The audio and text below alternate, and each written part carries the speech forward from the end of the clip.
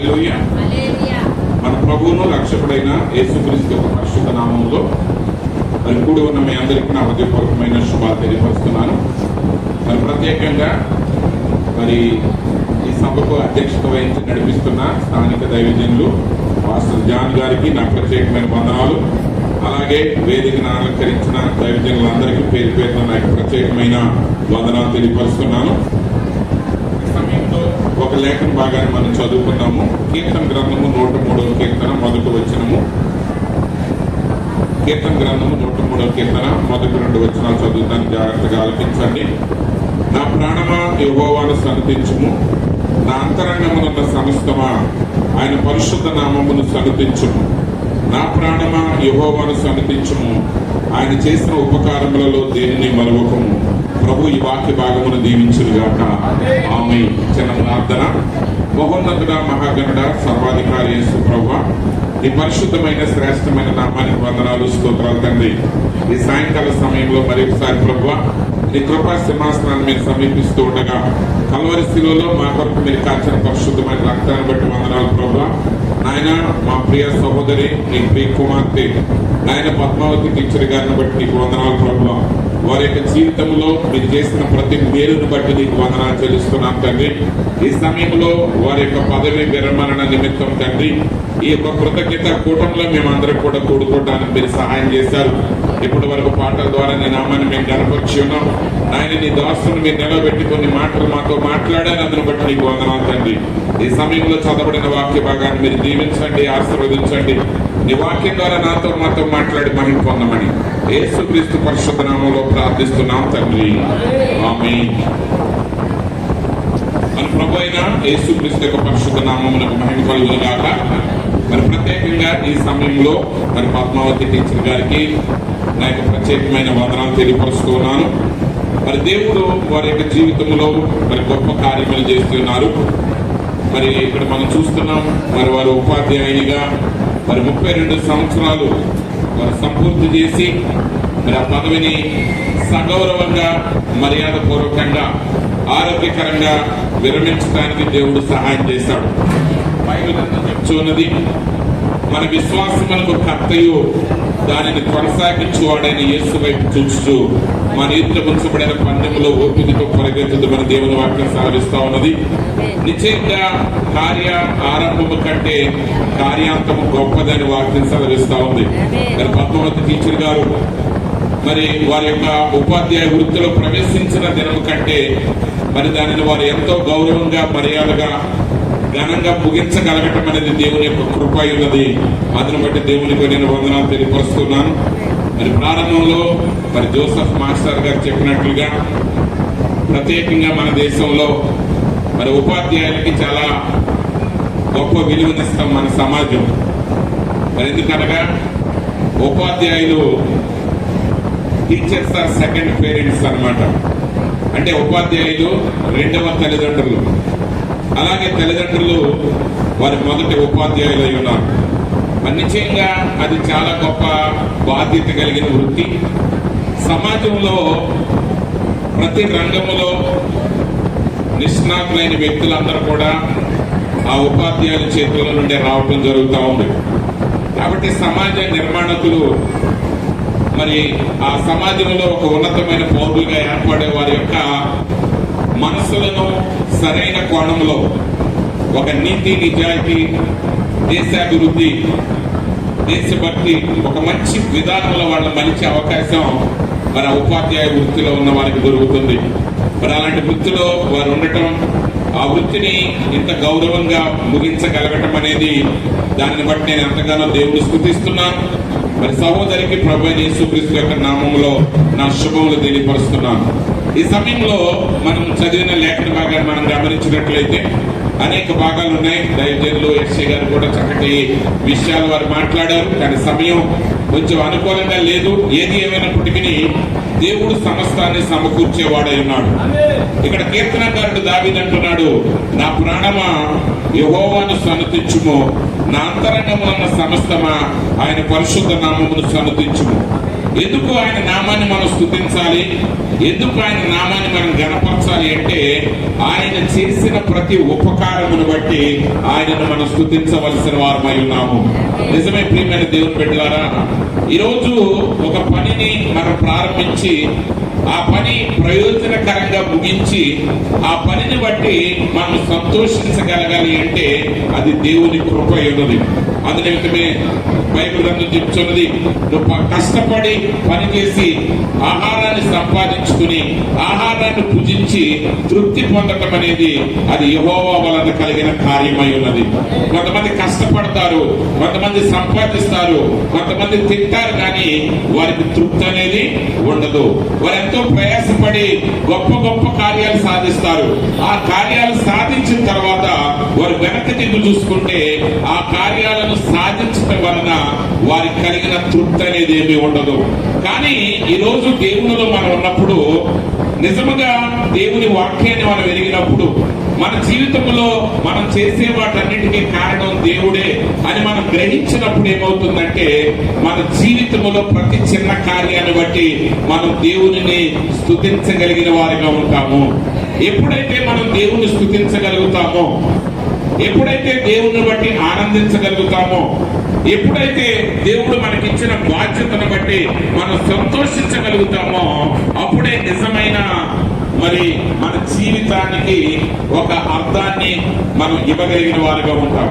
Bible గ్రంథంలో మనం చూసినట్లయితే దేవుని వాక్యం సెలవిస్తుంది, దేవుడు భూమిని ఆకాశాన్ని సృజించాడు. 6 దినముల్లో ఆయన సమస్తాన్ని సృజించి 7వ దినమున ఆయన విశ్రమించాడు. బైబిల్ గ్రంథం చెప్తా ఉన్నది, అయితే నేలను సేద్యపరచుటకు ఎవరో లేరు. కాబట్టి నేలను సేద్యపరచడానికి ఎవరు లేరు కాబట్టి దేవుడు ఏం చేశాడంటే నేల మట్టి నుండి నరుని సృజించి ఆ నరులలో జీవవాయువును ఊది ఆ నరుడికి ఏదైనా తోటని అప్పగించాడు. ఎందుకు దేవుడు ఏదైనా తోటని అప్పగించాడంటే ఆ ఏదైనా సేద్యపరచుటకయ్యేది. కాబట్టి ఈరోజు పని అనేది ఈ తరము చాలా జాగ్రత్తగా గమనించాలి. యేసు ప్రభు అంటున్నారు, ప్రయాసపడి భారం మోయుచున్న సమస్త జనులారా నా యొద్దకు రండి, నేను మీకు విశ్రాంతిని కలగజేస్తాను అన్నాడు. మరి నిజంగా ఈరోజు పని అనేది ఈ తరం, ప్రత్యేకంగా ఈ తరాన్ని మనం గమనించినట్లయితే ఈరోజు ఫ్యాన్ స్విచ్ వేసుకునే ఓపిక కూడా ఈ తరానికి లేదు. ఉందండి? లేదు. అందుకే ఫోన్లో పెట్టేశారు వైఫై. ఇప్పుడు అన్ని స్విచ్లు కూడా మీ ఫోన్లో నుండి ఆపరేట్ చేయొచ్చు. అయితే ఇలా యాప్ ఓపెన్ చేసి ఆపరేట్ చేయడానికి కూడా కష్టమవుతుంది. అందులో ఇప్పుడు ఏం చేస్తారంటే వాయిస్ కమాండ్లు పెడుతున్నారు. కానీ గుర్తుపెట్టుకోండి, అన్ని వాయిస్ కమాండ్లు అయిన తర్వాత మీకు జలుబు చేసినా, మీకు పంటి నొప్పి వచ్చినా మీరు నిరాశ్రయులైపోతారు. ఎందుకంటే ఆ కరెక్ట్ వాయిస్ అది రికగ్నైజ్ చేయలేదనుకోండి, ఏమవుతుంది? ఒక అడ్వర్టైజ్మెంట్ చూశాను, ఒక మంచి ధనవంతుడు ఉంటాడు, ఆయన అన్ని వాయిస్ కమాండ్ ద్వారా చేస్తాడు. అయితే ఒకరోజు ఆయనకి పంటి నొప్పి వస్తుంది, డాక్టర్ గారు ఆయనకి ఇంజక్షన్ చేసి పన్ను పీకుతాడు, అది వాస్తుంది. వచ్చేసరికి ఏమవుతుంది, ఆయన వాయిస్ ని అది రికగ్నైజ్ చేయలేదు. అది చేయలేకపోయేసరికి కొన్ని కోట్ల రూపాయలు ఖరీదైన ఇల్లు లోపల ఉంది, కానీ ఆయన ఇల్లు ఆయన లోపలికి రానివ్వట్లేదు. ఎందుకంటే తాళం వేయటం కూడా మనిషికి బద్ధకం అయిపోయింది. కానీ గుర్తుపెట్టుకోండి, దేవుడు మానవుడు సృజించింది పని చెయ్యటానికి. ఎవడైనా పని చేయకుండా తినకూడదని బైబిల్ చెప్తా ఉంది. ఇక్కడ పని చేయకుండా తినటం గొప్ప కాదు. ఆ పని చేయకుండా సోమరిపోతుగా తినటం అనేది దేవుని వాక్యం చెప్పట్లేదు. చాలా మంది ఏమంటారంటే ఆకాశ పక్షులను పోషిస్తున్నాడు దేవుడు. ఎస్, ఆకాశ పక్షులు కూడా ఆహారం కొరకు వేటాడుతాయి. ఒకవేళ అవి వేటాడకుండా ఒక చోట దొరికిన తిన్నాయంటే ఖచ్చితంగా అది వలలో చిక్కుతుంది, అది మరొకటికి ఆహారం అవుతుంది. కాబట్టి వాక్యాన్ని మనం గమనించినప్పుడు దేవుడు ఏదేనులో ఆదాముని పెట్టింది ఎందుకంటే పని చేయడానికి పెట్టాడు, ఆ నేలను సేద్యపరచడానికి పెట్టాడు.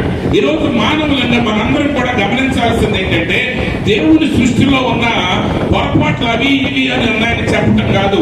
ఒక మనిషి ఒక సమస్యను చూసినప్పుడు ఆ సమస్యను దేవుడు అక్కడ ఎందుకు పెట్టాడంటే ఆ సమస్యను పరిష్కరించడానికి నిన్ను పెట్టి ఉన్నాడు కాబట్టి పని యొక్క అర్థాన్ని ఈ తరం బాగా తెలుసుకోవాలి.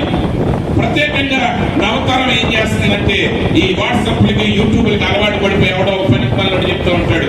పని చేస్తే ఏమొస్తుంది? వ్యాపారం చేస్తే. నువ్వు వ్యాపారం మొదలు పెడితే నీకు ముందు కావాల్సింది నమ్మకమైన పనోడు కావాలి. నీ దగ్గర 100 కోట్ల రూపాయలు పెట్టి నువ్వు ఒక వ్యాపారాన్ని స్టార్ట్ చేస్తావు. నీకు ఇమ్మీడియట్ గా ఎవరు కావాలి? డబ్బుతో పని అయిపోద్దా? మిషన్స్ తో పని అయిపోద్దా? ఎవరు కావాలంటే నమ్మదగిన నైపుణ్యత కలిగిన ఒక పనివాడు కావాలి. కాబట్టి ఆదాముకి దేవుడు పనిని అప్పగించాడు, ఆ బాధ్యతను అప్పగించాడు. ఏది అని అనగా దేవుని తోట ఉన్నది. దానికి అనేక అర్థాలు ఉన్నాయి. అందులో ఒక అర్థం ఏంటంటే ఏది అని అనగా a right place in a right time, అంటే సరైన సమయంలో సరైన స్థలం అన్నమాట. అయితే ఆదాము ఎప్పుడైతే దేవునితో తన సంబంధాన్ని పోగొట్టుకున్నాడో పాపాన్ని బట్టి దేవుడు ఆదాముని ఏం చేశాడంటే ఏదేనులో నుండి బయటికి వెళ్ళగొట్టాడు. అంటే అనుకూలమైన స్థలం వెళ్ళిపోయింది. ఇప్పుడు సానుకూలమైన స్థలం లేదు. ఇప్పుడు ఏమైందంటే ఏ నేల మట్టి నుండి తీయబడ్డాడో ఆ నేలను సేద్యపరచుటకు ఆదాము ఏదేనులో నుండి బయటికి వెళ్ళగొట్టబడ్డాడు. అంటే ఏదేనులో ఉన్నప్పుడు దేవుడు ఆయన నేలను సేద్యపరచడానికే పెట్టాడు. ఏదేనులో నుంచి బయటకు వెళ్ళగొట్టినప్పుడు కూడా నేలను సేద్యపరిచే పనిని అప్పగించాడు. కానీ తేడా ఏంటంటే ఏదేనులో ఆయన సరి అయిన సమయాన్ని కలిగి ఉన్నాడు, సరి అయిన స్థలాన్ని కలిగి ఉన్నాడు, దేవునితో సంబంధాన్ని కలిగి ఉన్నాడు. ఆయన చేసే ప్రతి పని కూడా 100% ఫలించింది. కానీ ఎప్పుడైతే ఏదేనులో నుంచి బయటకు వెళ్ళగొట్టబడ్డాడో గచ్చ పొదలు, ముళ్ళ పొదలు భూమి ఆదాము కొరకు పుట్టించింది. అంటే ఆదాము ఇప్పుడు పని ఏ పని కూడా ఆయన అనుకున్న విధానంలో చేయడానికి వీలుండదు. ఆయన ఇప్పుడు 100% ఫలితాలు లేవు. అందుకు యేసు ప్రభు అన్నారు, ఆ విత్తనాలు విత్తినప్పుడు కొన్ని త్రోవ పక్కన పడ్డాయి. త్రోవ పక్కన పడిన విత్తనాలన్నీ విఫలమైపోయాయి. కొన్ని నేల విత్తనాలు రాత్రి నేలను పడ్డాయి. రాత్రి నేలను పడిన విత్తనాలన్నీ విఫలమైపోయాయి. కొన్ని విత్తనాలు అవి ముళ్ళ పొదల్లో పడ్డాయి. నేల మంచిదేనే గాని ఆ మొక్కలు ఎదరటం ఫలించినప్పుడు ఆ పైన ఉన్న ఆ యొక్క ముళ్ళ పొదలు ఏం చేస్తాయంటే ఆ మంచి పంటని అణచివేశాయి. అంటే దేవునిలో వారికి ఉన్న మంచి అభిప్రాయాన్ని, దేవునిలో ఎదగాలని వారికి ఉన్న ఆకాంక్షని ఐహిక విచారాలు ఏం చేసినాయంటే అడగద్రొక్కాయి. కానీ కొన్ని విత్తనాలు మంచి నేలను పడ్డాయి. అవి 30 60 100 ఫలించింది. కానీ ఏదేని తోట అది కాదు. ఏదేని తోట 100% ఫలించే స్థలమైంది.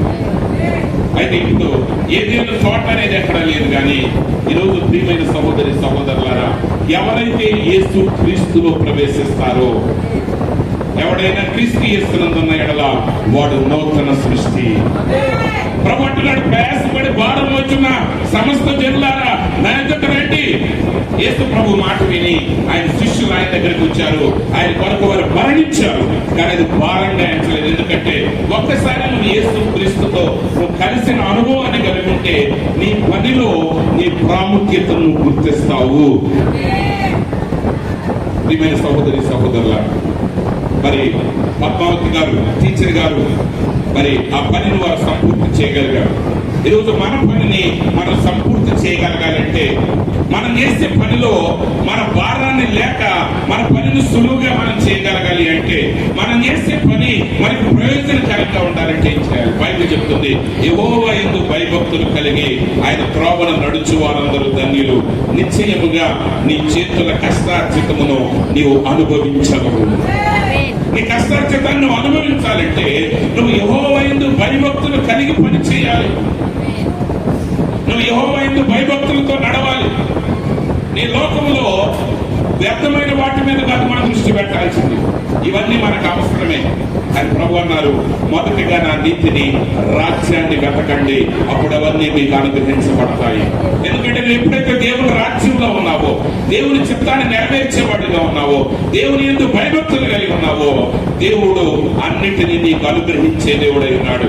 ఎందుకంటే నీ ఆశీర్వాదాలు నీ పనిలో దాగి ఉన్నాయి. నీ పనిని నువ్వు శ్రద్ధగా చేసినప్పుడు, నీ పనిని నువ్వు దేవుని యందు భయభక్తులు కలిగి చేసినప్పుడు నీ పనిని దేవుడు ఆశీర్వదిస్తాడు. ఆ ఆశీర్వాదంలో సమస్తము నీకు దాగి ఉంటాయి. ఎవరైతే పనిని తప్పించుకున్నారనుకుంటారో వారందరూ పరాన్న జీవులే. ఈరోజు ప్రపంచం అంతా పరాన్న జీవులతో నిండిపోయి ఉన్నది. ఈరోజు ప్రపంచం అంతా దేంతో నిండిపోయినదండి? పరాన్న జీవులతో నిండిపోయి ఉన్నది. కానీ గుర్తుపెట్టుకోండి, అందరూ పరాన్న జీవులైన తర్వాత ప్రపంచం ఎలా ఉంటుందంటే పేట మేడల్లాగా కూలిపోతుంది. ఒకసారి ఒక వీడియో చూశాను. ఒక ధనవంతుడు కొడుకు మెడిసిన్ సీట్స్ కొంటాడు. కొన్న తర్వాత వాడి చదువులో ఎగ్జామ్స్ రాసేటప్పుడు ఆ ఇన్విజిలేటర్కి డబ్బులు ఇస్తాడన్నమాట.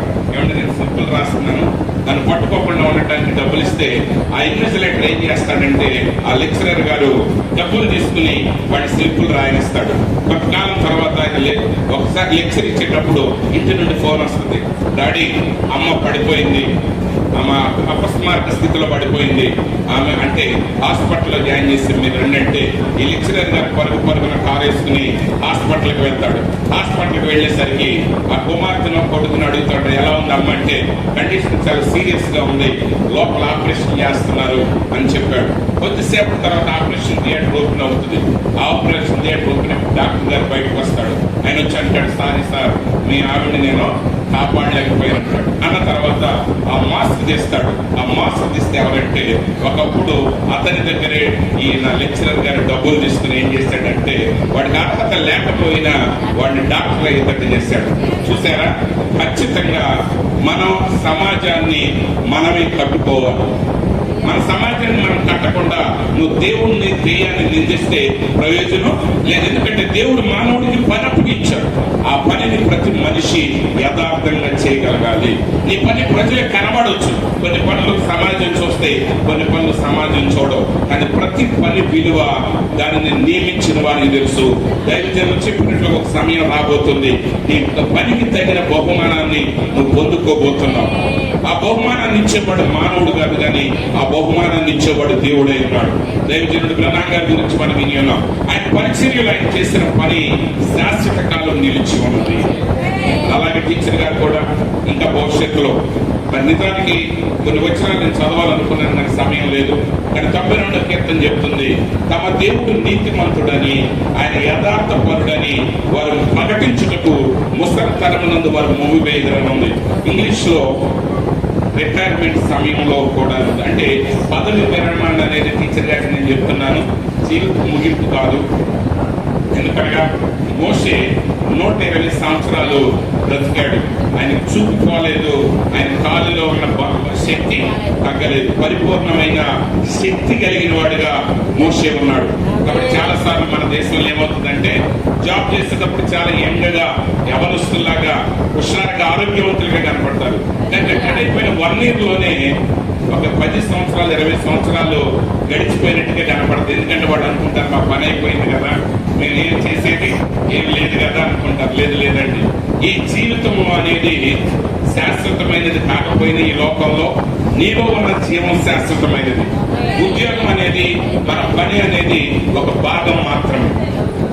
టీచర్ గారు ఒక దశను దాటి మరొక దశలోనికి వెళ్ళబోతున్నారు. ఇంకా జీవితం ఉన్నతంగా ఉన్నది. లేదా ఇప్పుడు టీచర్ గారి పని అయిపోయింది అని చెప్పేసి ఇక్కడ నుంచి మీరు ప్రశాంతంగా ఉండదు. కానీ ఇప్పుడు మీకు కావలసినంత సమయం ఉన్నది, కావలసినంత వనరులు మీ దగ్గర ఉన్నాయి. వాటిని మీరు మీ జీవితంలో దేవుని యొక్క ప్రేరేపణ ద్వారా సరైన మార్గంలో వాడండి. ఇప్పుడు ఈ వృద్ధాప్య రిటైర్మెంట్ తర్వాత చేయవలసిన పనులు 3 జస్ట్ ఆ 3 నేను చెప్పి ముగిస్తాను. ఒకటి ఏమంటే to declare that the Lord is upright, He is my rock and there is no unrighteousness in Him. దేవుడు నీతిమంతుడు, ఆయన నాకు బండై ఉన్నాడు, ఆయనలో అన్యాయం ఏమీ లేదని ప్రకటించడం నీ బాధ్యత ఉన్నది. 2, to proclaim God's strength to the next generation. రాబోయే తరానికి దేవుని శక్తిని మీరు బలపరచాలి, ప్రకటించాలి. 3వ పని ఏంటంటే దేవుడు మీ జీవితంలో చేసిన కార్యాలను మరలా వివరించాలి. ఈరోజు వివరించడానికి సమయం లేదు, కానీ ఇక నుండి మీ జీవితంలో జరిగిన ప్రతి కార్యాన్ని ఆయన అంటున్నాడు, ఆయన చేసిన ఉపకారములలో దేనిని మరవకము. ఆమె చేసిన ఉపకారాలని చెప్పాలంటే ఈ సమయం సాధన వినడానికి మీకు కుదరదు. కానీ గుర్తుపెట్టుకోండి, మీ రాబోయే జీవితంలో దేవుని యొక్క శక్తి కలిగి నిలవండి, ఆయన మార్గంలో నడవండి, ఆయన కొరకు జీవించండి. మీరు ఫలించాలంటే ఒకే ఒక మార్గం ఏంటంటే దుష్టుని ఆలోచన చొప్పున నడవక, పాపుల మార్గంలో నిలవక, అపహాసకులు కూర్చుండు చోటున కూర్చుండక, యెహోవా ధర్మశాస్త్రం మందు ఆనందించుతూ దివారాత్రులు దాన్ని ధ్యానించువాడు. కాబట్టి పద్మావతి గారి నుంచి మరింతగా వాక్యంలో వారు నిలబడి, మరింతగా వర్తమానంలో వారు వేరుపారి గొప్పగా ఫలించి అనేక మందికి ఆశీర్వాదకరంగా ఉండాలని నేను ఆశీర్వదిస్తున్నాను. వారి కుమారుణ్ణి, వారి కుమార్తెను, వారి కోడల్ని, మరి వారి కుటుంబ సభ్యులందరికీ, మరి వారి రక్త సంబంధికులందరికీ, వారితో పనిచేసిన సహోద్యోగులందరికీ కూడా ప్రభువైన యేసుక్రీస్తు యొక్క దీవెనలు నిండుగా మీకు కలుగును గాక. ఆమేన్. ఈ సమయాన్ని తిరిగి దైవజనులు పాస్టర్ జాన్ గారికి అప్పగిస్తా ఉన్నారు.